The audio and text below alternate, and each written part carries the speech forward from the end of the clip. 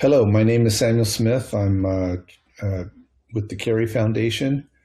I'm also the originator of the Cary suite of protocols, which are gaining adoption in various sectors. I wanted to have a discussion today about what I'm calling the last best hope for individual controlled digital ID in an AI world. And it was prompted by the recent release by the Five Eyes surveillance uh, conglomerate between those countries about the threat, the cybersecurity threat that foundational Gen AI models pose, and contrasting that with what Cary provides. And Cary stands for Key Event Receipt Infrastructure. It doesn't, it's a technical term, but basically it's a digital identity system that retains individual control over their identity, which has some important properties. So I want to talk about that in more detail. This is an excerpt from the report. The link is there from the NSA. It's saying that frontier AI models are anticipated to exceed current industry expectations. This is a very technically worded, warning. Basically, in months, not years, these AI models will overwhelm any cybersecurity capabilities of existing systems. And so they're basically telling everyone in this article, it's a short article, you need to change your stance. You need to, change how you do things, because we can't guarantee that your current security systems will survive what's happening. And what is happening is that certain foundation models, Mythos, for example, is one, were developed to try to provide better cybersecurity, but in the process of training them to be better at detecting exploits, they also became good at exploiting exploits. And so that means that other less shall we say, virtuous parties are building comparable models, and once those are available to cyber attackers, then pretty much the current way that we do digital identity, which is what digital security is based on, will be broken everywhere, and that's a problem. And so we need to start doing something about it. What that means is that we actually have two paths forward. The two paths are AI-based digital identity and Cary-based digital identity. And when I say Cary, I mean the Cary suite of protocols. There's a bunch of protocols, a bunch of different things that are associated with Cary. When I say AI-based digital identity, I'm talking about what the Five Eyes report recommended is that people start using AI-based countermeasures, defensive measures. In other words, it's like spy versus spy sort of thing, where both sides have AIs, and the AIs are working really hard to either defend against cyber attack or to engage in cyber attacks. And so they're saying everybody needs to start using AI to defend themselves, because the AI attackers will be able to defeat your current identity and security systems. And that's a potential problem.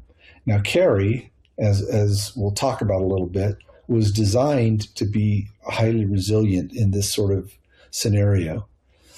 So what does an AI-based digital identity look like? Well, it's a digital persona that is derived from continuous tracking and statistical correlation of one's behavior and biometrics expression.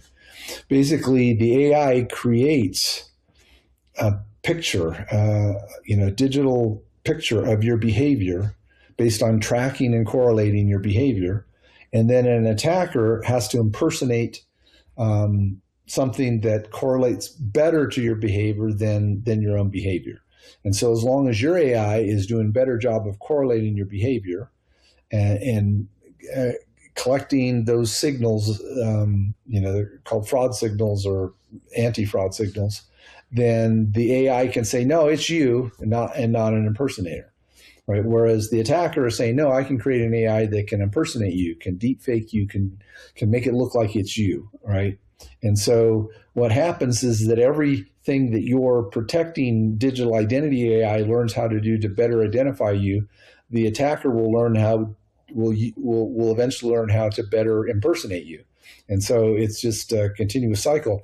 And the only way that you win is if your protection ID AI has as much information as it possibly can have about your behavior so that it can do a better job of creating a digital persona that matches you. So if that isn't scary from a privacy tracking surveillance perspective, you don't know what scary is, because that is pretty scary. But that's what that looks like.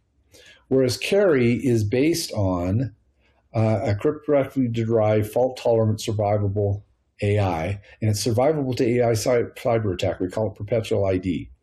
It isn't based on the weak things that current internet-based identity are based on, which are largely shared secrets. It's not based on the weaknesses that are in the DNS certificate authority system and TLS and OAuth and OIDC and all of these systems that we've developed over the last 30 years that are now vulnerable to AI cyber attacks.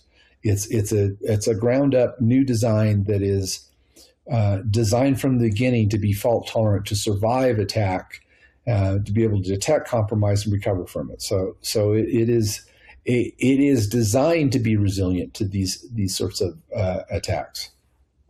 So what happens is that if you go with AI-based identity, you can get protection, but inevitably it's going to be totally centralized with zero privacy. Whereas if you go the Carry route, it's fully decentralized with best possible privacy. And that doesn't mean that you have the privacy that maybe you thought you could have. It means it has the best privacy you possibly can have, given we're living in this new AI environment where AIs are consuming all of the data on the internet, and they have available to them, data to correlate pretty much anything about anything you do. So we can talk about that in more detail about what best possible privacy looks like. So what we want to do is in this discussion is answer some high level questions about what this means. So these questions have topics, and then there's a question, and then I'm going to go into more detail on that. But let's go back and remember, we're talking about AI-based digital identity, which NSA and the major security organizations from the Five Eyes countries have said everyone needs to start adopting. Or the alternative is a Carry-based digital identity. Now, Carry's not as well known, so people don't know about it, although it's got some significant adoption vectors, including one is called state-endorsed digital identity. The other one's called open verifiable calling, which is getting rid of spam in calling. And in the healthcare sector, there's work on using Carry for patient ID. All of those are major significant adoption vectors that could put Carry in a position to be the last best hope for individual identity. Because if we go down the AI route, we may get security. It's an arms race. It'll always be an arms race, but we won't have any semblance of user control or privacy. So let's talk about that. The Five Eyes statement calls for AI-assisted defense. So the question is, how do we ensure AI remains subordinate to humans, law, policy, and cryptographically verifiable identity infrastructure rather than becoming a de facto authority? Well, the way that we ensure that is that we need to have cryptographically verifiable identity in the first place. If we don't have that, then we can never ensure that it doesn't become a de facto authority, because we can't tell what it's doing. It's not transparent. It's not observable. It's basically an AI, and that AI is going to make decisions about who you are, and and the goal is to protect you from fraud. But AIs themselves don't have any inherent structure that allows them to separate out what is sensitive information and sensitive authority, and sensitive things that it should do or not do versus anything that it's within its feature space or weight space based on the prompts that it's received and the objectives that it's received and the temperature by which it's deciding which path to follow.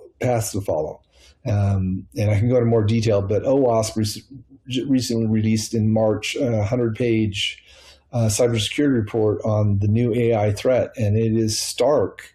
And because the AI threat poses a threat that hasn't ever existed before, and there aren't any solutions for it. They say that in the report. All you can do is to try to mitigate it to some degree. So how we ensure it first is we have to have cryptographic and verifiable identity infrastructure, so that is the authority and individually controlled. So what are the hardest legal, technical, governance mechanisms that are needed to ensure that every significant AI action remains attributable or accountable to humans and organizations? Well, that means that we have to build a regulatory and a legal bulwark for our individual rights. The original Constitution of the United States, has a couple of amendments, the Fourth and Fifth Amendments. But those were written in an age when there wasn't a digital realm, when pretty much everything was on paper, information was disseminated on paper. We now have a digital realm where information is disseminated electronically, and the way you protect yourself in the digital realm and the way you protect your identity, your information, your presence is different enough that we can't rely solely on those two protections. We need to have additional protections for that. And one of those protections is called a duty of data loyalty. It's probably the best legal framework that's been developed over the last few years. There's some legal scholars that have been working on it, written several papers on it. And the state of Utah recently adopted it into legislation. That requires that people who process data about you must use that data in a way that is in your best interest. And that's the start. And then you have to layer on top of that a mechanism for people to be in control of their identity, to be able to then express their preferences. And it's not simply consent, it's actual engaging in what is in their best interest, and attaching to the use of that data what's called chain link confidentiality, where the terms and the follow the data as it goes through the system, so that you have an ability to enforce it, so that it also includes citizen enforcement or citizen recourse. So there's layers of mechanisms that we need to put into place, and we're starting to do that in some places. The state of Utah is being a leader in it, and there is a coalition of other states that are looking at creating legislation the same way. That it gives us an opportunity to be able to do that. But absent that, it's going to be very difficult to stem the tide of what's happening with AI. And because of the urgency, it makes it all the more problematic. So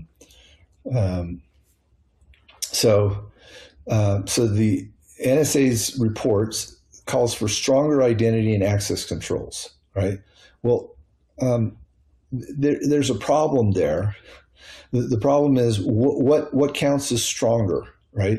I mean, the current controls, and people have been, using them for years, and people keep strengthening them, and they keep adding to them, but the AI can attack them in such a broad way now that they need to be strengthened, in a way not ever done before. It's like, I guess you could say it's like going from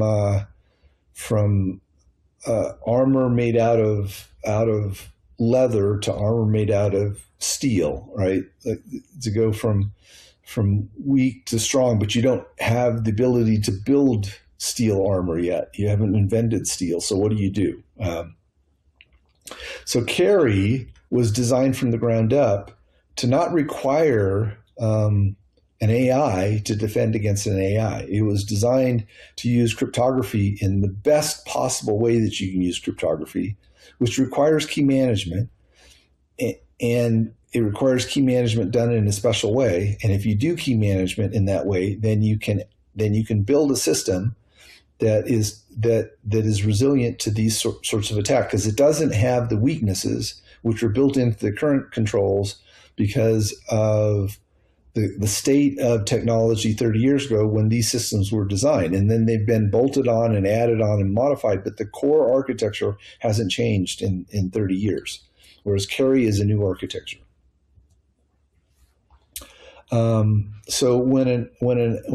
this question is, which weaknesses in current identity systems become most dangerous when attackers can operate at AI speed and scale? Well, most vulnerabilities typically employ a combination of vulnerabilities. So you might have an algorithmic, an infrastructure, a software, and an operating system, and a usage vulnerability that together enable an attack. A recursive privilege escalation attack often takes advantages of multiple vulnerabilities to be able to, both move vertically and horizontally in an access control organizational space by exploiting different degrees of vulnerabilities. And so it doesn't get to where it wants to go all at once. It just gradually works there because it finds what's broken at each point and then searches for the next exploit, right? And with AI, they can search faster.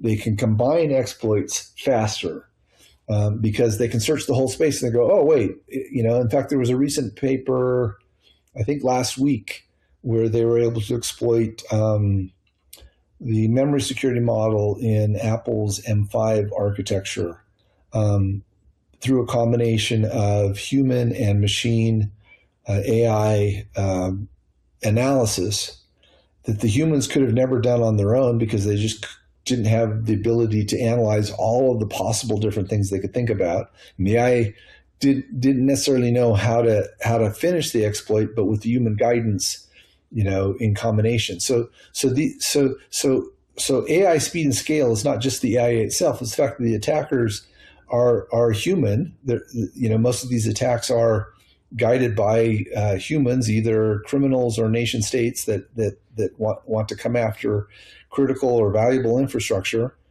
And the AI just is a force multiplier for all of those types of attacks. Not just, but is for sure a force multiplier. And that means that even hard to find, unknown exploits that are latent, that are in your system, are going to be exploited quickly, which means that your system has to be designed differently. It has to be designed to be fault tolerant, to be able to survive even if it's exploited. And so that's a different approach to security. So let's talk about that a little bit more. Cyber resilience after breach, because that's the perfect segue. The statement assumes breaches are inevitable. And the question is, in a Cary-based architecture, what remains trustworthy after servers, databases, cloud providers, certificate authorities are compromised? Well, in a Cary-based architecture, what remains trustworthy is that you have built a fault-tolerant mechanism that enables you to detect and recover from compromise. And so what happens is that you may not be able to anticipate all of the ways that an attacker can attack you, but if you have mechanisms that allow you to detect compromise and then a way to recover from compromise in a timely fashion, then the attacker doesn't have time to exploit that compromise. And like in a recursive privilege escalation attack, it's a sequence of exploits that take time. Now, the time doesn't have to be very long. It might be hours or days. Now, prior to AI, the average time for a breach to get detected currently, and I guess that's no less with, and having an AI as a protector might reduce that time because it's better able to detect breaches, right? That's the idea. Is 6 months, and then 90 days after that to contain the breach. So it's 9 months of time that an attacker has to exploit the vulnerability that they've discovered. So Carry is designed so that the detection time is on the order of seconds. It's network propagation time. So that breaches that are exploitable must exhibit detectability. So the whole system is designed around detectability, right? And everything exhibits as duplicity. So it's a duplicity evident system. So for an attacker to benefit, they have to do something that exhibits as duplicity, which then enables the controller of the identity to recover from that in a timely fashion.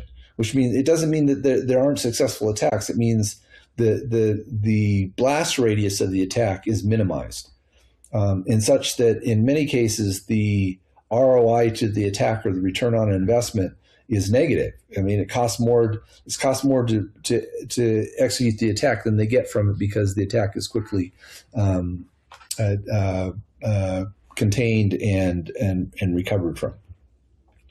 So these systems that we currently use, servers, database, cloud providers, certificate authorities, they're all based on an antiquated, outdated notion of security and key management. And those are really harsh terms, and I know a lot of people in the industry don't like it when I say things like that, but they are. It's 30 years old.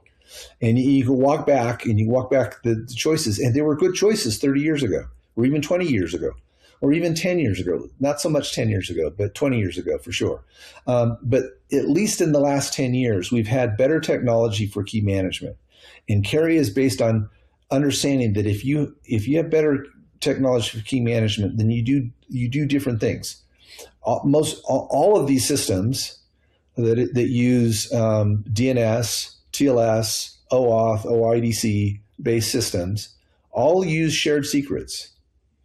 And shared secrets are inherently weak and inherently contribute to recursive privilege escalation attacks.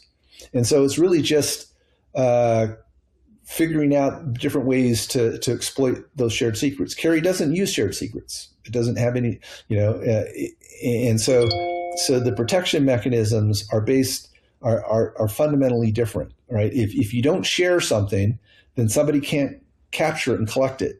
Right, it requires a different type of attack, and even if they're successful in that attack, if you have a recovery mechanism, then you can recover from it. And so you don't spend your time trying to build a tank that's impervious to any sort of bomb.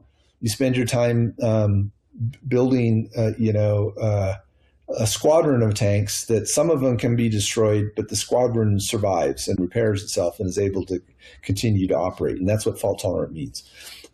So I use that analogy. You can build a tank with armor thick enough to withstand any shell, but then it stops being a tank, which is mobile, right? By definition, tank must be mobile. So it goes from a tank to a bunker, right? And that's not. And so you have to make some trades. And the right trade in an AI world is a fault tolerant system, not a system that you have to throw away and start over with every few days or months because you can't tell whether or not you've been attacked or breached because you have no mechanism for detecting compromise. So actually, this question, I sort of jumped the gun on it, but how does Carry Suite shift security from protecting infrastructure, protecting secrets to reveal verifiable truths and provenance? So the idea in cryptography is that in asymmetric cryptography is that you have private keys and public keys. And private keys are truly private in that they're never shared. The problem is that people who want to have a digital identity have to manage those private keys.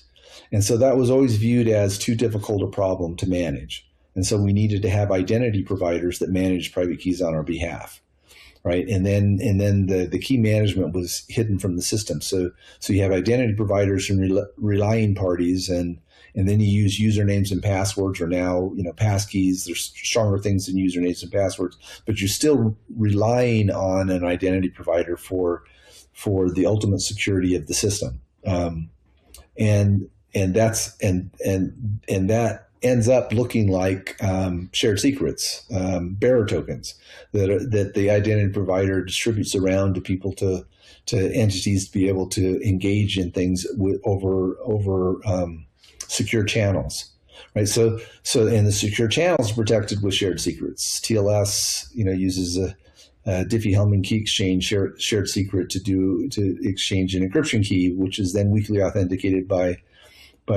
encrypting something, and then the other side decrypts it and then sends it back to you.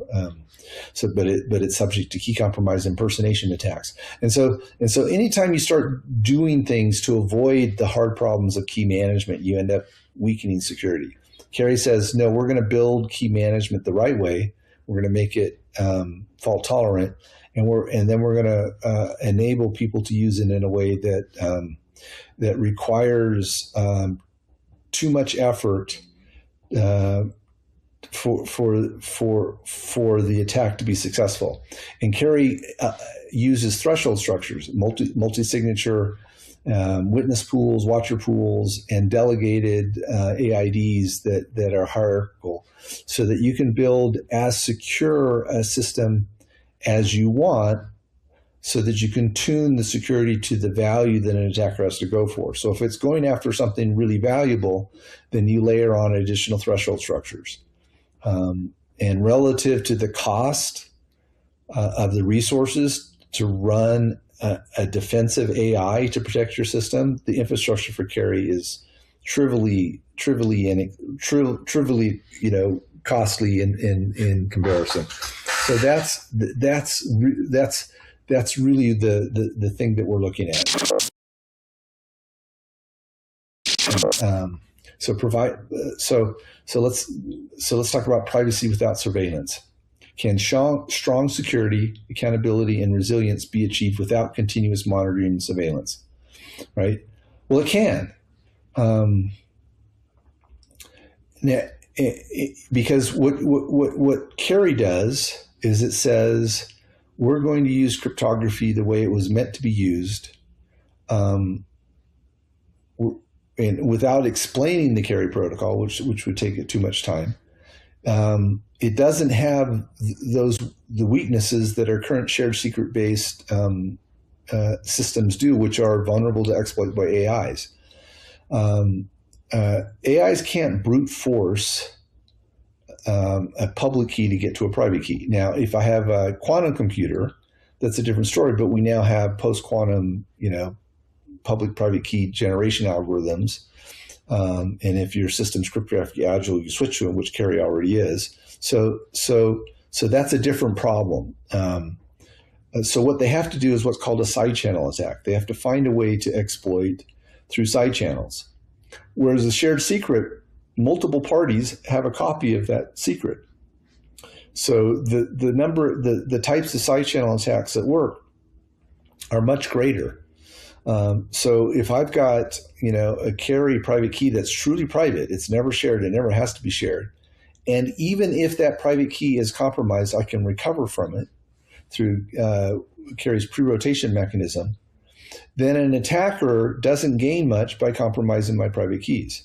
They have to compromise much more, and that much more can be designed to be low friction for the user, but high cost to the attacker in such a way that you invert the resource expenditure. So it's too expensive to succeed in an attack against the Kerry infrastructure than what you gain for it because of the inherent distributed nature and decentralized nature of its design. And I'll go back to this word, balance privacy. And how does Kerry balance privacy and accountability? Security requires secure attribution. You need to know who's doing what. But you also want to be able to control what contexts people know about who's doing what. And Kerry does that. Kerry gives you the ability to have identifiers that you use in specific contexts that are not correlatable to identifiers you use in other contexts. But in each context, you have perfectly secure attribution to all the parties in the context. And what that means is that you get rid of the main source of fraud, which is impersonation attacks, which is deepfakes, all of those things, because every participant must be accountable in that context. And so they can't pretend to be somebody else, because you can challenge them and they have to prove that link. So if it's an AI that's an agent working on behalf of somebody, you can challenge all the way back to that person. If you're using Kerry and that person is delegating authority to an agentic AI, then you can always establish the chain of authority, right? So accountability comes from chains of accountability or chains of authority or chains of provenance or chains of custody. And Kerry inherently is designed to support those sorts of structures, whereas most security systems are flat. They don't have this hierarchy that enables you to establish these delegations that are strongly cryptographically verifiably chained together. Privacy without surveillance. What is the minimum amount of data disclosure needed to achieve accountability without creating a surveillance society? That's an interesting question. Basically, each context, each transaction, each application, the minimum is different, because for high stakes transactions where there's high value, usually the amount of trust required amongst the parties is higher. That means they need to be able to better predict the outcome and the behavior of the participants to that interaction. For low stakes interactions, the amount is much less. So you need a system that gives you enough for the highest transactions, but still allows you to tune it for the lowest stakes transactions. And Kerry does that. But how do you not create a surveillance society? Well, everybody in that transaction has to have balanced obligations. Right? How do you need it to achieve accountability without creating surveillance? Well, if the surveillors are accountable, then the people being surveilled will have recourse against the surveillance. And this is a change in philosophy. It's been for the last 15 years that I've been working in this space. It's been that we were hoping that there were technological means where you could hide. Well, basically, you could engage in transactions and hide from surveillance, and that's not true. With AI, there's no hiding. If the data is on the internet, it's going to be correlated. Even the smallest signal is correlatable given enough coverage. And AIs have enough coverage, right? People are building, AI data centers that are going to consume a significant fraction of the world's global electrical production. And what do? They correlate. They're correlation machines, and they consume all the data that you can give them and correlate everything, so that every point of information becomes a correlatable signal that results in something that is actionable. So you're not going to stop the correlation. What you can stop is the exploitation of the correlation, and that means putting accountability on the exploiters, and that requires. That requires a slightly different, profoundly different legal and regulatory and approach. But from a identity point of view, it requires understanding that hiding isn't how you do it. You can partition context so that you can keep the interaction space from leaking out too fast. But it will leak no matter what you do. It will leak. But what you want to be able to do is make your ability to enforce the exploitation or misuse of that data stronger. And so contextually specific identifiers can be used to remove plausible deniability by the other parties to those transactions. So there's some specific things we can do. So we're left with a stark choice. If frontier AI reaches superhuman offensive cyber capability, do our choices become increasingly stark? They do. And in fact, a lot of the discussions I've been having over the last few years are often in the decentralized identity space. And they're usually discussions about, well, we want to weaken security so we can get privacy. We're willing to make trade-offs along those lines. And I've always said you can't weaken security. If you weaken security, if you give up security for privacy, then you get neither. And now that's become obvious. It's sort of like now if you want security, at all, then it's really hard. And if you don't have security, then you have nothing, because if you can be impersonated at will by an AI, then you have no identity, and therefore you have nothing that's private, right? Because I can't assume that anything that I do can be kept private if an AI can impersonate me and prove to the rest of the world that it was me that did it. So basically, what does that mean? See, people think about privacy as, well, I can do things that nobody else can do and nobody knows about. But if someone can attribute to me behavior that I didn't do, and I can't disprove it, and I then suffer the consequences of it, what does that mean in terms of me having any sort of private life? It means I don't. It means my life is governed and determined by outside forces. My locus of control is zero. And so privacy is meaningless when your locus of control is zero. What does it mean? It doesn't mean anything. You're essentially a serf or a slave or a minion of the forces that control your identity. So it starts with control. You have to have control before you can have privacy. So the stark choice is you need to have security before you can have privacy. And you can either have security that has zero privacy, which is an AI-based identity system, because it requires total continuous monitoring and surveillance and be able to do a better job at correlating your behavior to create your digital persona than the cyber attackers are doing to impersonate your persona. Or you use Carry, which is based on a cryptographically verifiable identity that's fault tolerant, uses key management, provenance, and accountability. So it doesn't solve the privacy problem the same way that you might think, but it does solve it in the only way possible in today's environment. Why is there no stable middle ground? I think I just answered that.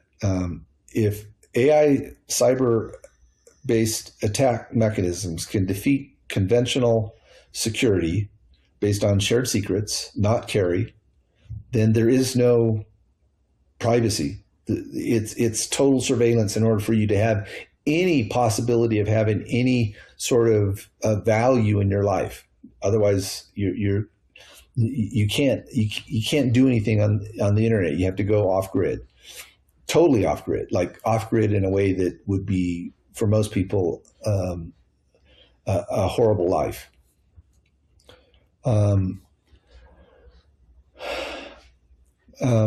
This is an interesting question. As AI capabilities increase, why does continuous tracking or surveillance-based trust become less sustainable than cryptographically verifiable trust?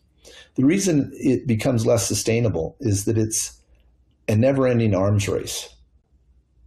The information that's electronic, once it leaks out, it never goes away.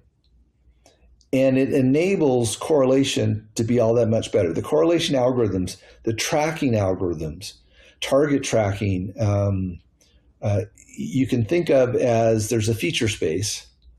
And if I'm tracking something, it's moving through that feature space. Now in the physical world, that feature space might be, latitude, longitude, altitude, and time, right? And then you got velocity, acceleration, all of those things, right? But in identity world, the feature space has to do with things like when you logged in, to where did you log in, what did you do, what did you say, what time was it, what browser did you use, what devices did you use, what protocol did you use. All of those are features that can be used to create a digital fingerprint that then can be tracked as you move through that space. And so it forms a trajectory of your behavior. And the more information you have, the more high fidelity that trajectory is. People call it a digital twin.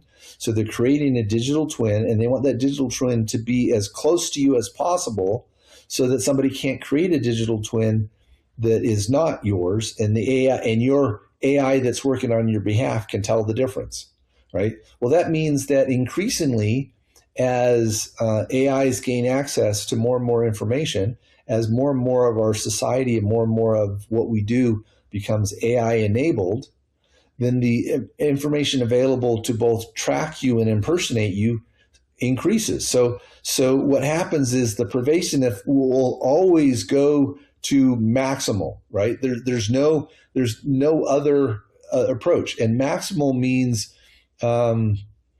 high resource, right? I mean, we're already talking about most of the world's electricity being consumed by AIs. Well, it's only going to get more as time goes on. It doesn't get less; it gets more. Whereas cryptographically verifiable trust is based on a completely different set of constraints that have to do with what's called computational infeasibility and exposure. And if you don't expose something so that it can be collected, if it's a true private piece of information, and you can prove something publicly without disclosing the private thing, that's what a digital signature does. There's various types of proofs, and you can prove that indefinitely or perpetually, so you have perpetually verifiable proofs, then you have the foundation for a security system that maintains the security without getting more expensive over time. In fact, it gets less expensive over time because most of the cost is really reducing user interface friction. And we're in the early days of reducing user interface friction. So that becomes a perfectly scalable system relative to the alternative. Keeping humans digitally free. As AI becomes the dominant interface to the digital world, how must carry be applied to AI itself so that people remain digitally free rather than becoming exploitable, surveilled, tracked, manipulated, or controlled? Well, we want AI to work on our behalf. We want the best of both worlds. We want AI that does what we tell it to do, when we tell it to do it, to the extent we tell it to do it. And for that, we need to be able to have strong delegation and have enforcement mechanisms where we can publish to other AIs that says our AI is only supposed to do this.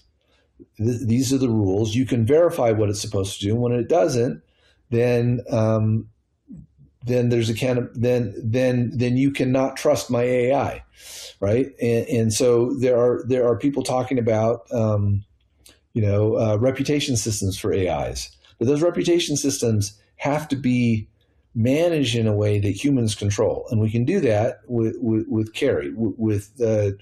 If you have identity systems that allow secure attribution that are not based on correlation tracking mechanism, but are based on cryptographic mechanisms, then you can build delegation mechanisms and authorization mechanisms that are fundamentally different in structure. They break this flat weight space constraint that AI has right now, or that makes it impossible to secure AI because everything's in the same weight space, to where you can actually partition or segment the weight space into things that are delegable and things that aren't.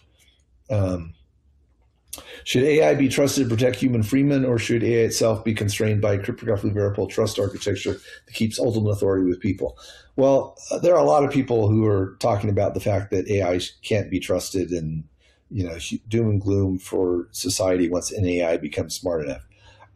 I think that I spent 20 years doing research in AI systems. In fact, I did that for the early part of my career before I started working on digital identity.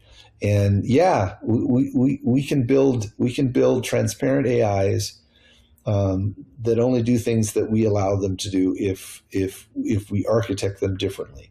That doesn't mean that we have to throw away generative AI. We have to partition the space in which it operates, so that it's one thing to have a generative AI that understands natural language. It's another thing to have a generative AI that you allow to do things on your behalf. That's an agent. So we can have agentic AI that is controlled but uses, interfaces, and that means that the interface layer has to have safety jackets. And when I used to do work with autonomous vehicle systems, most of the code we wrote were safety jackets to keep the autonomous vehicle alive and well and safe, and to keep it from doing bad things. But we've sort of forgotten about that. And people are worried about that. I mean, a lot of people are trying to build those, but they're building it with systems that they're using the same AI to secure the safety jackets, and you can't do that. The safety jackets have to be foundationally different in nature from a computational point of view, and if you do that, then you have a chance. What would a world look like where every AI agent operates under cryptographically verifiable authority by delegation and thus accountability? Well, it'd be the best of both worlds. We would be able to have AI help us, be a force multiplier for us without worried about the AI hurting us. Now that's, there's always going to be, edge cases where people will make mistakes and AIs will be able to exploit things, but it won't be this Armageddon kind of situation that we're facing right now. The race against time. If frontier AI is advancing on a time scale of months rather than years, how quickly can society realistically deploy either of these features at global scale? Well, the stark reality is the only thing that you're going to be able to deploy at global scale today is AI, because AI is already deployed at a global scale, right? But that doesn't mean that you can't switch to Carry as it becomes available to you, right? You can always make the choice to say, you know what, I've been using this digital persona AI, but I want to switch to using cryptographically verifiable human individual controlled identity system. And so as I mentioned earlier in the talk, there are adoption vectors. People are spending resources, but nowhere near the amount of resources going into AI systems, in the AI identity system. If we had a fraction of that spend going into Carry would already be available. But we're looking at rolling out Carry for the state endorsed digital identity initiative, in the next 12 months. So we're really close. And like I said, they're already using Carry in early adoption in the telecom sector, and the healthcare sector. So the seeds have been planted. We've got shoots growing out of the ground, but those shoots can grow exponentially fast. All they need is sunlight, water, and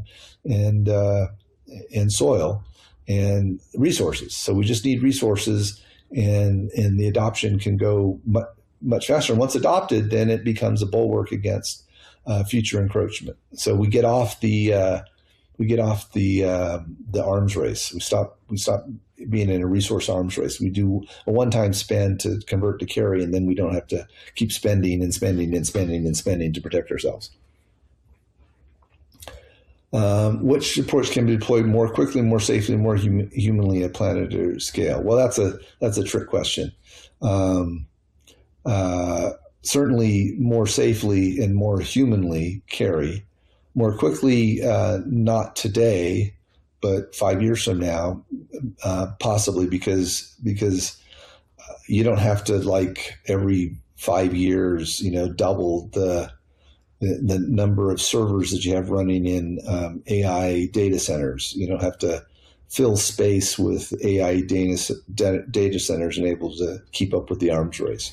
So on a 5-year time frame, if quick is 5 years, then Carry definitely is the only viable choice. What are the biggest technical, economic, political, and adoption barriers to deploying SETI Carry Suite fast enough to become a viable alternative before surveillance-based systems become entrenched? Well, one is just people don't know about it. so they don't know that actually is a viable choice. The other is that society is filled with lots of people who are unaware of this threat, and so they still think that old systems are the way to go, and so they're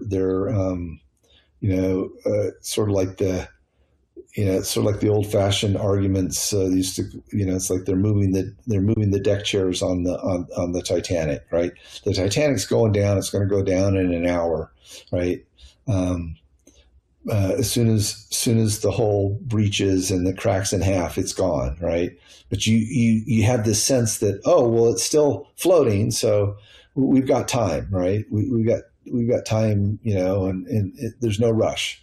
And the fact of the matter is you don't have time, which means that you should stop worrying about anything other than these two alternatives. And if you stop worrying about all the alternatives but these two, then it becomes pretty clear where for most people that are that care about this stuff, where their efforts should go. They should be helping, because nothing else is good enough besides carry. There are lots of carry light or partial carry, or they do some of carry but not all of carry stuff out there. And the problem is that those systems aren't good enough because they leave out important things you need to protect against the AI threat. So they're half measures, right? And half measures aren't good enough, right? No more half measures. We use that motto. If you care about security, can't do half measures. You're either sufficiently secure or you're wiped out. So that's the alternative. And I have this picture that I got from Chris Bramwell, who's working on this SETI for the state of Utah. SETI, the last best hope against AI. So it shows SETI as a warrior, a knight to fight the AI scourge of identity. Not that AI is inherently evil. It's just that the only solution that an AI-based identity gives us is a centralized, identity that requires maximal surveillance. It's basically, you need to be continuously surveilled so that it can build a high fidelity persona of you that is better than the attacker's AI, who is also continuously surveilling you, trying to build sufficiently high fidelity that it can steal your identity and exploit you. And that's a stark choice. Neither of those are good, right? Neither of those are where we want to end up. We want to get off that train. And so carry is a path to get off that train. So I hope this has been helpful. I hope if you're worried, then if you're only worried, then you're not taking this seriously enough. You should be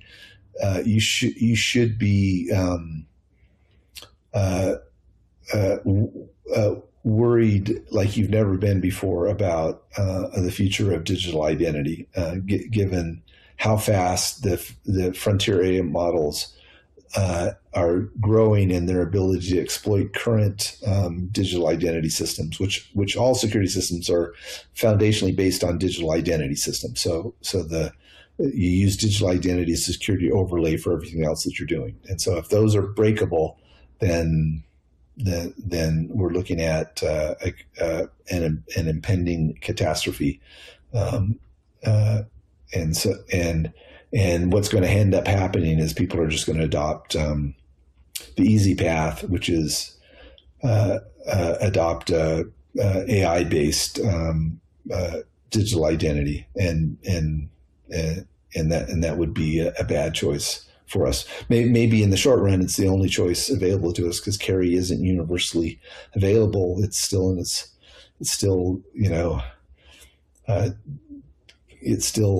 a shoot in the ground, not a whole field of plants. But it could be a whole field of plants in the next couple of years, not the next couple of months, not unless a bunch of resources get thrown at it, which I don't think is going to happen.